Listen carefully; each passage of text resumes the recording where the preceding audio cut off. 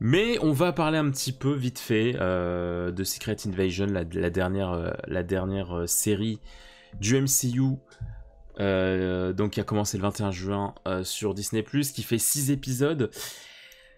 Alors par où commencer? Alors déjà, comme quasiment tout produit Marvel maintenant, le souci de cette série déjà, c'est qu'il faut avoir fait ses devoirs. C'est-à-dire que c'est pas une série qui se suffit du tout. C'est pas une saison qui se suffit du tout à elle-même. Et autant il y a des choses dans lesquelles ça peut marcher, tu vois. Le fait que il y a un avant et il y a un après. Il y a des productions Marvel, je trouve, où ça fonctionne. Autant là, je trouve que ça fonctionne pas du tout. Parce que voilà, déjà, bah voilà, il faut avoir vu quand même pas mal de choses du MCU pour comprendre pour avoir un minimum d'attache avec le personnage de Nick Fury. Il faut avoir vu, forcément Captain Marvel pour comprendre c'est quoi les cris, qu'est-ce qu'ils foutent là, comment ils ont été introduits et ce qui fait qu'ils en sont là sur Terre.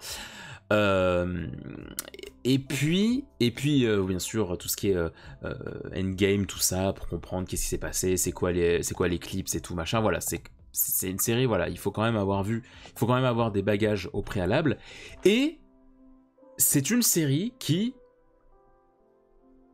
n'a quasiment pas de conclusion. En tout cas, moi, je vous avoue, j'ai pas le planning par cœur hein, des productions du MCU. Et ce qui fait que j'ai compris du coup après coup, enfin en finissant la série, que ce serait une introduction à Armored, je sais plus quoi, et à Captain America New Order ou World Order, je sais plus là, enfin en tout cas le prochain Captain America. Apparemment en fait, ce serait une introduction pour Captain America. Donc ce qui fait qu'on se retrouve avec une histoire insipide parce que en fait il n'y a pas de réelle conclusion. Enfin pour moi il n'y a pas de conclusion. La situation finale est limite pire que la situation initiale. Ça faut quand même le faire, tu vois. On est vraiment au même point, un point pire que quand on a lancé la série. Ce qui fait qu'il y a encore cette espèce d'entre-deux où en fait si tu veux regarder Captain America, enfin les prochains films uniquement, tu vas pas forcément tout comprendre, enfin tu vas vraiment sentir qu'il va te manquer des éléments. Et en même temps, si tu regardes le prélude, à savoir cette série, tu vas te dire mais du coup c'est une introduction de 2h30 quoi votre truc hein. C'est absolument terrible. Et salut Maka, comment vas-tu? Mais du coup, ouais, c'était très compliqué à regarder, j'ai trouvé ça extrêmement lent. Ce qui est compliqué, c'est que c'est une série qui se veut série un peu d'espionnage, un peu attentat et tout, les cris sont parmi nous, mais sauf qu'en fait, c'est vraiment comme la plupart des productions Marvel en ce moment, c'est-à-dire qu'en fait, ils adoptent un style de cinéma où tu as vu 10 000 fois mieux ailleurs, quoi, tu vois, genre, c'est-à-dire... série d'espionnage, histoire d'espionnage de contrer un attentat et tout, t'as vu ça, tu peux voir 1000 fois mieux à plein d'endroits différents. Écoute, ça va tranquille, Maka, petite critique ciné sur Secret Invasion. Et du coup, ouais, t'es là en mode... bon, déjà, niveau rythme, enfin, niveau mise en scène et tout, d'espionnage et tout, c'est pas ça. Les personnages sont insipides au possible. Moi, je comprends pas leur... Merci Noam pour le petit follow, merci à toi, bienvenue. Je t'écoute, j'avais pas envie de te déranger. Non mais il faut me déranger, ne t'inquiète pas, il y a aucun souci. Et qu'est-ce que je disais? Et oui, donc ouais, en fait, j'ai trop de mal avec le format épisodique des séries Marvel parce que en fait, déjà, je comprends pas, les séries ne sont jamais les épisodes ne sont jamais de la même durée. T'as les premiers épisodes qui vont durer 1 heure, après tu vas passer à 35 minutes, après à 40, et puis le dernier épisode fait 35 minutes, je crois. Et du coup, en fait, ce qui fait que, déjà, à chaque fois que tu te poses devant un épisode, le temps n'est... Enfin, tu ne reçois jamais la même durée d'information, la même durée d'implication. Et ce qui fait que bah, les personnages, mais moi je m'en bats les steaks. En fait, c'est-à-dire que le fait qu'il n'y ait que 6 épisodes, et qu'au final, je sais pas, si tu additionnes tout le temps de visionnage, je sais pas, ça, tu dois arriver à 3h30, un truc comme ça, je sais pas, j'ai pas compté, mais ce qui fait que, en fait, comme en 6 épisodes, faut raconter plein de choses, il faut voilà, balancer de la situation initiale, enfin voilà, bah, ce qui fait qu'en fait, il y a ce truc trop chelou de, à la fois c'est lent, parce que ça étire, et à la fois c'est trop rapide, parce qu'en 6 épisodes, t'as pas le temps de t'impliquer pour les personnages, genre typiquement Emilia Clarke, mais moi enfin, Emilia Clarke et Samuel L. Jackson, moi j'avais envie de crever tellement, mais ce sont des acteurs de génie, ce sont des personnes qui sont capables comment dire, de performances d'acting exceptionnelles, mais dans cette série, mais ils n'exploitent même pas 10% de leur talent, quoi. Et je déconne même pas, genre Emilia Clarke, j'étais en mode, mais on aurait pu mettre n'importe qui d'autre, ça aurait été pareil. Genre,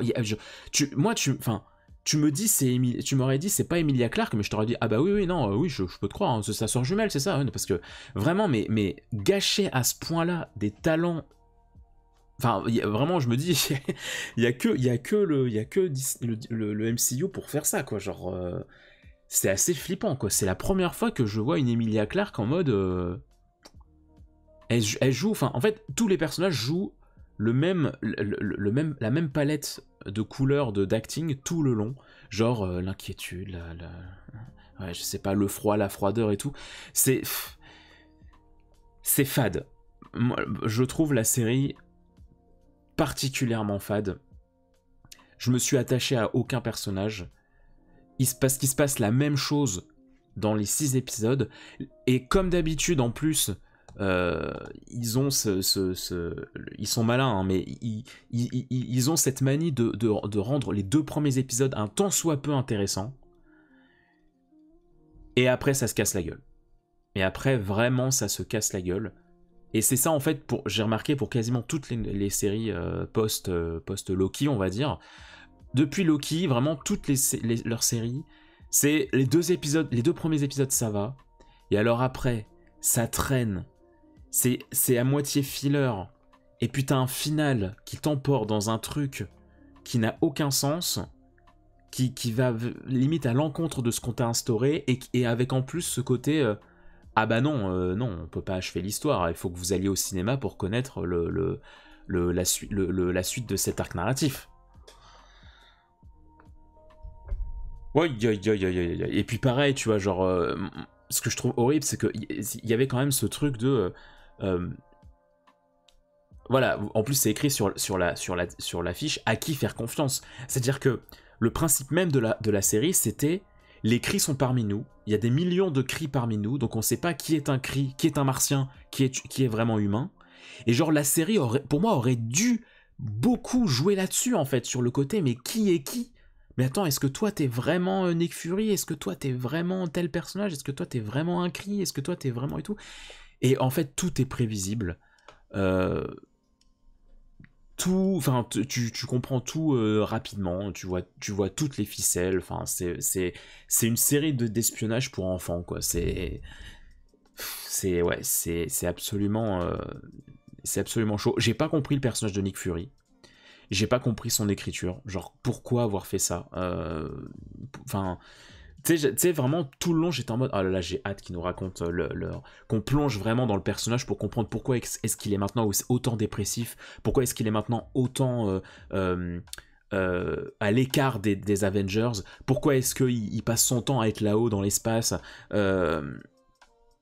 Et puis en plus, comme il y a cette communication Marvel, enfin comment dire, ce bourrage de crâne Marvel, en plus, comme les trailers de Captain Marvel, enfin de The Marvel est sorti depuis un moment, et que tu sais que dans The Marvel il y aura Nick Fury et que le film sort à la fin de l'année, bah du coup voilà, forcément t'as ce truc À aucun moment dans la série tu te sens en danger, tu te sens impliqué pour Nick Fury parce que tu sais qu'il sera dans The Marvels.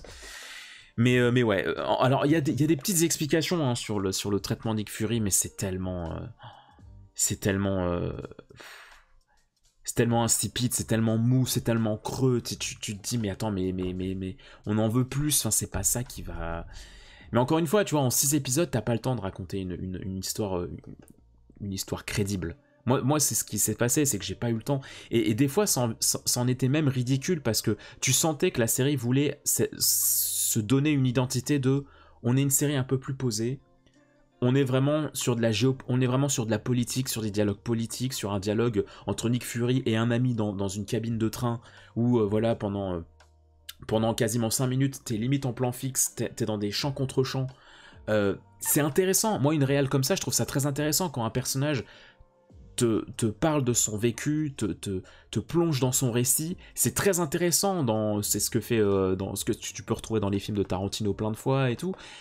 Mais là, ça colle tellement pas à l'univers parce que on est on est censé être dans une situation d'urgence tout le long, et ce qui fait quand t'as des dialogues comme ça qui s'étirent, tu te dis les gars, votre épisode il fait que 30 minutes, vous êtes en train de me balancer 7 minutes de dialogue, donc j'ai compris votre supercherie, en fait vous essayez de remplir votre histoire, mais ça marche pas. Ça marche pas, les gars. Enfin, à un moment donné, on comprend vos ficelles et moi, ça m'énerve en fait ce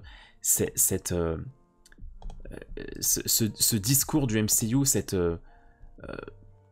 comment dire, cette manie qu'ils ont de nous prendre de haut en fait, en mode, on est le MCU, on est Marvel, on est Disney, les gens vont bouffer quoi qu'on fasse. Ils seront contents quoi qu'on fasse. Voilà, ils n'ont pas besoin qu'on leur fasse des grosses ficelles scénaristiques comme ça va leur plaire. Oh, attention, on va leur dire qu'on va faire un film d'espionnage, on va faire une série d'espionnage. Enfin oui, bon, film d'espionnage, faut pas déconner non plus, on va pas non plus s'impliquer à 100%, mais vas-y, on va mettre 40% de série d'espionnage, ils seront contents. Bah non. Non. Enfin bref, voilà, c'était mon avis sur cette série...